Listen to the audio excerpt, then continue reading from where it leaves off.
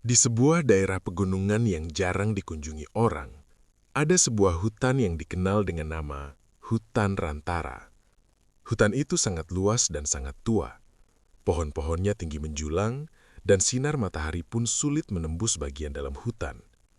Penduduk desa di sekitar hutan selalu memberi satu peringatan kepada siapapun yang ingin masuk ke sana.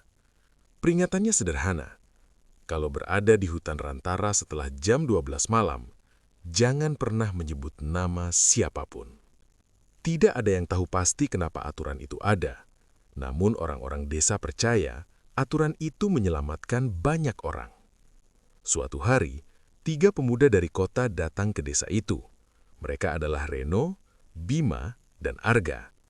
Mereka ingin membuat video eksplorasi malam di hutan yang terkenal angker itu. Saat mereka bertanya arah menuju hutan Rantara, seorang kakek desa menatap mereka lama. "Masuklah kalau kalian mau, tapi ingat satu hal. Setelah tengah malam, jangan menyebut nama teman kalian." Bima tertawa kecil. "Kenapa memangnya, Kek?" Kakek itu menjawab pelan, "Karena sesuatu di hutan Rantara bisa memanggil balik." Namun mereka tidak terlalu memikirkan peringatan itu. Malam itu mereka masuk ke hutan Rantara dengan membawa kamera dan senter. Awalnya semuanya terasa normal. Suara serangga terdengar di mana-mana. Daun-daun bergesekan karena angin, dan jalan setapak yang gelap memanjang ke dalam hutan. Jam di ponsel Reno menunjukkan 11.58 malam. Udara mulai terasa lebih dingin. Suasana hutan perlahan berubah menjadi sangat sunyi. Lalu, tepat saat jam menunjukkan 00.00, semua suara serangga tiba-tiba berhenti. Hutan Rantara menjadi sunyi total. Arga merasa tidak nyaman.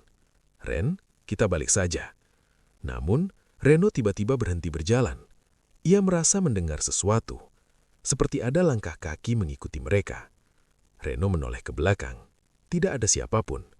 Namun karena merasa takut, Bima tanpa sadar memanggil temannya. "Reno." Suara itu menggema di antara pepohonan. Beberapa detik kemudian, dari dalam hutan yang gelap, terdengar suara yang sama menjawab, "Reno." Namun suara itu bukan suara manusia.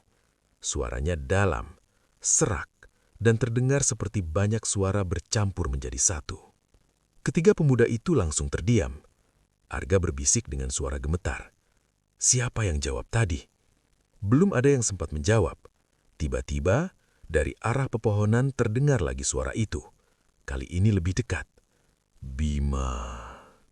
Bima langsung menutup mulutnya. Ia tidak pernah menyebut namanya sendiri. Namun sesuatu di hutan itu tahu namanya.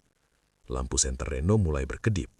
Angin dingin bertiup kuat di antara pohon-pohon tinggi. Lalu dari kegelapan, mereka melihat bayangan tinggi berdiri di antara pepohonan. Dan suara itu kembali terdengar. Kali ini sangat dekat.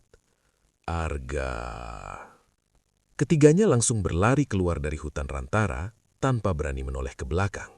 Mereka terus berlari sampai akhirnya keluar dari hutan dan kembali ke desa. Saat mereka menceritakan kejadian itu kepada kakek desa, kakek itu hanya mengangguk pelan, lalu berkata, "Makanya saya sudah bilang, di hutan Rantara, kalau nama seseorang dipanggil, itu artinya sesuatu di sana sudah menemukan siapa yang akan tinggal."